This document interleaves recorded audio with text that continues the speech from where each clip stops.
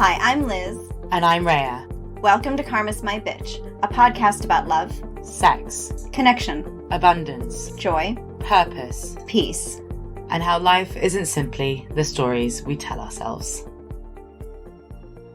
2020 didn't hit the notes it was supposed to energetically. As in, it could have been a lot higher, but it wasn't.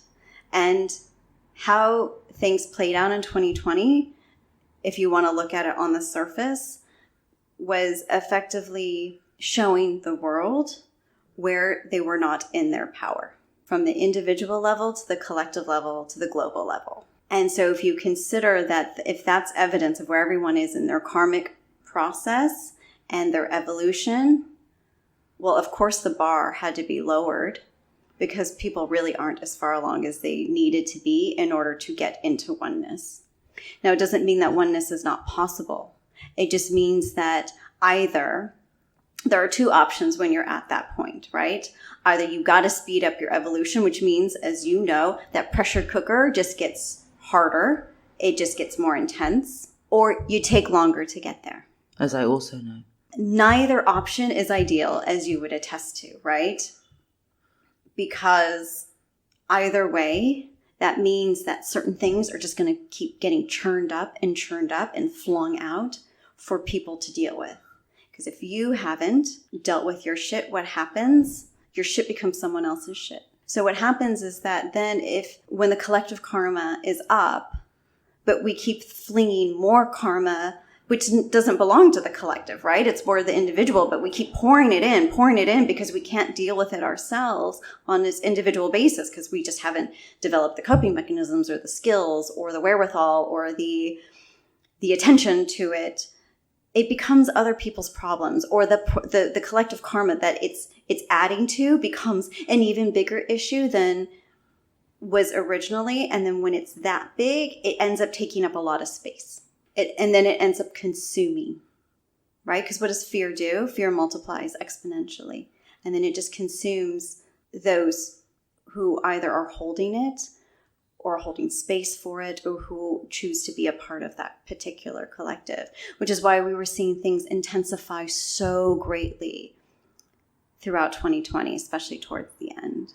The move from separation to oneness, from 3D consciousness to 5D consciousness, was always written, right? It has been written, as we understand, because we could never really fully exist in separation.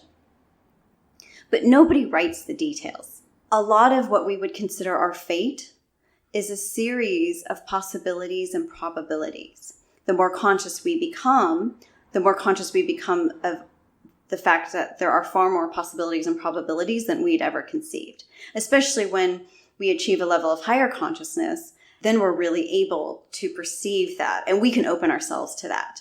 If we exist in a state of fear, the probabilities and possibilities are quite narrowed, yeah? So that's why in separation it was always easy to assume, if you're living in fear and guided by your karma, if I do this, then this will lead me to this, right? It's like sort of the X to Y. But in oneness, as we know, that formula and that equation doesn't work anymore because, again, we're far more expanded. So if I do this, it could be a multitude of things. Right. So you could always say that 2020 was written, but it's written by us. Okay. In the grand scheme, it was written, yes. There is this idea that, yes, this was always going to come to fruition, this move from 3D to 5D, and the spiral of history was going to end and a new spiral would begin and all of that stuff. But how it plays out is written by us. And so, yes, of course, there are parameters within that sense of time, space, that when I'm in here, maybe I didn't know I was going to react or respond or do this, right? We can't always say that every action is going to have been written. But the lower consciousness that exists at the time is really going to end up being that driving force because, as we know, fear is powerful. So if there are a larger number of people operating from a place of fear, they are the ones who are going to end up shaping how things play out. Isn't there an intervention that can be done? There's no contract for intervention per se, right? So no, we don't really get to interfere, nor do we want to, because we're not puppets. We're here to understand that we actually are not puppets, right? Mm-hmm. We're not controlled by planetary alignments and conjunctions. We're not controlled by... They're just merely signals. Exactly. Well, yes, you can look at them as signals, but otherwise, no. We're here to realize our power. We're not here to understand, just to look for some other kind of power vacuum to enter, for somebody to control our lives or make decisions for us. So however we come through this, it was really about our understanding that we needed to be the ones to step up. And to be fair, there weren't enough who stepped up. I'll say this again. There were enough who stepped up to keep this process going. But one could easily say that there wasn't enough who stepped up to make this process easier. So does that mean it's going to take longer? What are the effects of this? It's too soon to say. How far in advance can they see that? We can see it, but it's too soon to say. To us? Mm-hmm. You never know. That is one thing we know for certain. It was meant to be an opportunity to get people to face their shit, as you would so put it, Rhea. And it does often take a big calamity or catastrophe to do that. Was it written that it would come in the form of a virus? Absolutely not. And there will be more on that in the future. It was not meant to be a year where people were stripped of their autonomy and power. It was meant to provide an opportunity for people to face a reckoning with where they have given it up. And while people have been facing that, most have not fully. So by the end of 2020, the hope, it's just a hope, was that most people would feel or recognize that there were many possibilities to come in the ensuing years. Yes, from 2021 to 2025, to have that sense that anything was possible. But that didn't happen. And it wasn't the result of just the fear that had fully permeated people's lives, right? From their homes to their institutions, to their towns, their cities, their countries. So really what came about by the end of 2020 was a sense of doom. Is this all there is? Is this world going to end? Is my world going to end? It feels like the world had ended. But it was safe to say that it had not fully, even if it seemed that way. Which is why it's important to always keep the largest perspective possible, because that's what allows you to see and recognize all the possibilities and probabilities, not from a place of positive thinking, but to understand that when you are in your power, you do have the capacity to create the life you want in spite of your external circumstances. Really? You might experience certain obstacles or limitations, but when you are connected to your purpose, which is why we have how many episodes had we devoted to purpose over and over again? When you do devote yourself to your purpose, when you can at least tap into your purpose, when you can find the joy that comes through really understanding and owning your purpose, you can step out of the fear that separation and the subsequent polarity that sort of reigns that world. You can enter that flow that comes when you are in that space of oneness with yourself. So even if it means, your physical freedom is still a bit reined in, it doesn't mean that your life or your joy is somehow stripped entirely. Does that make sense? Do some people not fulfill their fates? Oh God, yeah, all the time. And so it's just a suggestion? Well, it's more than a suggestion, because we do make contracts around our fate, right?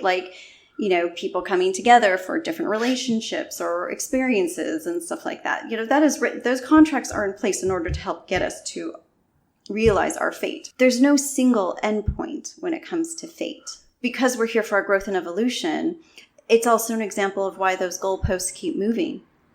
Because we can keep moving within that, because fate is very large. But you could just imagine that fate is just one of those really massive tapestries of the V&A, but the kind of tapestry that just keeps going and going and going. And all those single threads that are woven into this tapestry all could represent a relationship or a person that we're going to encounter. And so everything is so intricately woven and purposeful. Within the grandest scheme, within the largest perspective, there is no border, there's no end to our fate necessarily. But as we go along, it just ends up getting written as we live it. Somehow you understood that it was within your fate to talk about love, to teach love, to experience love, right? Did you ever think that you were going to be doing it through a podcast? As you became more conscious, it became the possibility, right, that presented itself given the age you were living in. It's your fate to teach or understand or to do or to live it or whatever. But how you do it isn't always written. Sometimes it is, but not always. Now, the difference, very simply, and this is going to be the simplest explanation we can provide for today, because otherwise we're going to get off topic. Okay. The difference between fate and destiny, and why destiny does not exist in 5D oneness. Oh. We said that in the book, though, because at some point, fate overrides destiny. Destiny existed in 3D because it was the, if I cannot get this, if I cannot do this, then I'm going to do that. But I'm still going to be keeping within my contract, but I'm going to do it however I can, right? Whereas fate, it's sort of, just imagine fate is a far larger concept than destiny, which ends up being a bit narrower path. Okay, next. Because I was going to ask you what the difference between fate and purpose was. Fate and purpose. If fate is your 8-lane highway, destiny would be the 2 middle lanes. So that when you make choices from your heart's desire and you're stuck in your karma or you're stuck in separation, there are some possibilities, but they're not endless. But when you make choices in oneness, anything could happen, even exceeding your heart's desires. Yes, exactly. Purpose is one way to experience one's fate, but it is not the only way. Oh. The way we did it was that fate was the other side of the swimming pool and destiny is how you get there. Yeah. So in 5D, there is no destiny. No, there's no reason because there's no free will. Exactly. Talking about fate and destiny is a very worthwhile discussion with regard to how things played out in 2020. Yeah, because my question then is, are we all knocked off our fate? Because nothing played out, as you said, the way it was. But enough of the bigger things played out. As they had said, it was... Is our fate... Sorry to interrupt. No, go. Is our fate sealed? No, I wasn't actually going to be... Okay. Is our fate so much bigger? Is our fate more of a collective fate rather than an individual one? In oneness it is, but in order to get there, we still need to be living our individual fate. Okay. Because I was thinking, is it much bigger? Because, when I hear fate, I hear you're going to meet Joe Blogs on this corner at this time. You're going to... No, that would be an example of destiny. Okay. Because it's so scripted. But your fate could say, I'm contracted for a particular partner and that person's going to come and they're going to come when I'm at this point in my life because it's going to make sense. And when it comes to something like partnership, relationship, it's also very purpose driven. So the more we are in our purpose or at a particular place where we are, either mission or vocation or whatever, it makes sense. Okay, now this is why, right? Now it makes sense. And it's like, okay, coming back to 2020 and the shit show that it was and the shit show it created, right? Because you don't contain shit. Shit just gets flung out all the time until it is healed. So anything that could not be healed in 2020, which was a good portion of shit, defined 2021. But one thing that was a little interesting to see, I would say, but really not, was anger. But we weren't seeing anger in 2020. What we were seeing was rage. And rage is anger unexpressed, right? It's sort of that anger that has built up. It's anger that has been built up. And violence is always a result of that unexpressed rage. So just imagine if fear is like fire, rage would be like adding lighter fuel to the fire. And violence is what is fire that engulfs, right? But what we needed to get to in 2020 really was effectively anger. Because what moves us from a place of complacency where, okay, things really aren't going to happen the way I thought. Things really aren't as scripted as I thought. Things are not as predictable as I thought. What am I going to do?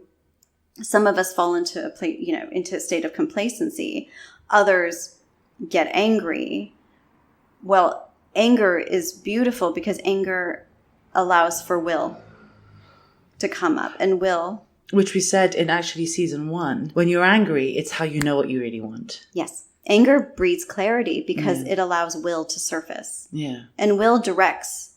It allows us to channel that clarity into action. The reason why we can call on anger when we're in our karmic story is because we really are all over the place within that emotional spectrum. That anger really does just help us rein in and bring it all together under one sort of emotional umbrella, if you will, of like, okay, I'm just pissed off now. And that anger is going to lead me down this path because this is where I need to go in order to burn out my shit. And so there was a lot of, let's be fair, there was a lot of shit that was burning out, but it wasn't necessarily productive, was it? It was really very much a looping more than an actual burning. I know that when I was in my karmic story, when I got angry, it didn't burn me through anything other. It didn't burn me through my karmic story, but it did burn me through my fear to take that next step. Oh, yeah. Very well said. That's how I would explain it. It's like, I'm so angry right now. I'm just going to say it because I don't even have the time to think about what I'm saying or what the consequences are, which is, to be honest, what is fearlessness, right? Just responding how you feel like you need to respond. Yes. It kind of burnt through a little bit of fear in the moment just to get me to do what I needed to do, right? What we didn't have, though, as you said, because in 2020 there was more fear than not, is that not enough people were doing that. And so even when you burnt through your fear, because we were stuck in this collective karmic loop, what would happen is that you'd burn through, make a decision, and almost be flung back to where you were, scared to make the same decision again, and having to get angry again to make the same decision again. And so you were stuck in a loop, but it wasn't even necessarily your loop. It was the collective loop. Yes. But I find what really interests me about anger is that even though it's the thing that burns out our fear, we fear it. But actually, and the reason why I think we fear it is because actually when we are angry and we connect to our will, if we don't believe that we can enact that will, it makes us feel even more powerless. It does. So we fear our anger because we fear our powerlessness. Actually, as we start to grow, if we are now starting to learn that we are powerful, that we can say fuck this, that we can make choices, that we can live the way we want to live. Anger stops being something we fear because we're not fearing of our powerlessness. We're grateful for the anger in some ways because it lets us know what we desire. And I think that is really interesting because without that, we just become reactive, right? When we're locked in our stories of we are not good enough, when we're locked in our powerlessness, all we can do is respond to someone else. We don't make choices and take responsibility for them. We respond to other people's choices and how they affect us. Whereas anger allows us to choose something. It just keeps us really clear. We joke about my fuck you universe letter. But that day I had spent months trying to get to my core fear and really embrace it, right? And even see it. And I only got there when I got so angry that I ended up writing a letter entitled Fuck You Universe. Because in that, I actually said what was going on. It wasn't like there were no other emotions there. It was so clear.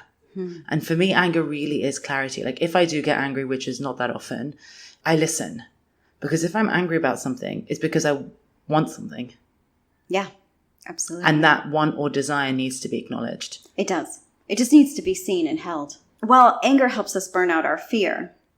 If we're firmly rooted in our karmic story, if we lack the consciousness required in order to really continue to move out, that anger can begin to define our actions, right? It could begin to define our attitude and create a level of victimhood. Well, that's because it stops being anger and it starts being resentment. Exactly. It starts being seething rage. And it starts being, I'm hurt, so I'm going to hurt you too. Well, anger can be very helpful if we're still locked in our karmic stories. And this is why we needed to talk about how you can look at it a bit differently coming out of 2020, is that a lot of that was just really unproductive. because all we were actually doing was we were hurt, we felt powerless. So our way of making us feel more powerful was to make someone else feel powerless. Yeah. And I think that's definitely a karma thing, not a oneness thing. Right. It's a separation thing where it's, in order for me to know that I'm in power, you must not be. Exactly. In order for me to be right, you must be wrong. Yes. And it's not true. Like, at the end of the day, you can believe whatever the fuck you want to believe. You can do whatever the fuck you want to do. I want you to feel the most powerful version of you. Yeah. But I want to do that for myself too. And if your beliefs infringe upon mine, I can step away. I don't have to change your beliefs. No, not at all. And I think it's something that we have to acknowledge as humans. Yeah. Like, there is one thing to be able to be compassionate and know where someone else is going and hold their hand whilst they walk through a dark patch. It is another thing when people simply just bond over the crap that's happened to them, because all they're actually saying is, I'm a victim and so are you. Let's bond in our victimhood. It is not useful for us to stay perpetually stuck in that place. You know, always talking to the friend whose heart gets broken. And so you show them, you almost increase your heartbreak so they don't feel alone. What are you doing there? You're going down to meet them. You're not raising them up to meet you. You know what I mean? It's like we feel like in order to connect, we always have to be at a base level. But it's not that easy. 2020 to 2024 was all about foundation building, right? It was all about creating the foundation for 5D oneness. It wasn't about being in 5D and oneness and how it was all just going to magically happen overnight. We were all just going to wake up one day and be all the same. On the surface, we are not the same. All that unites us and what keeps us the same is our divine core. Otherwise, we are all unique as we are meant to be. So this idea that we were all going to be at one by assuming that we would all be equal was never going to happen. And that is what has created part of the problem as well. And so we cannot possibly unite over a particular ideology because we will have various ideologies based on who we are and our unique point of view. And those ideologies will be just as faceted. So whilst I might agree with you on one thing, I might agree with someone else on something else. And that doesn't define me. No, not at all. Again, if we're holding the largest perspective possible, what our views are matter less and less the larger that perspective gets, because you can actually hold the possibility for all of them. You can see how they serve people as they are coming out of their karmic story, but they serve us less once we're at oneness. But because we are people, we are beings who've held separation and have experienced it, which means we're wired for that. Coming out of that, it takes rewiring ourselves, going from fully dependent creatures to independent beings. And that requires a level of growing up, doesn't it? In order to be able to not bond over our shared victimhood, over our shared shit, over our shared life sucks.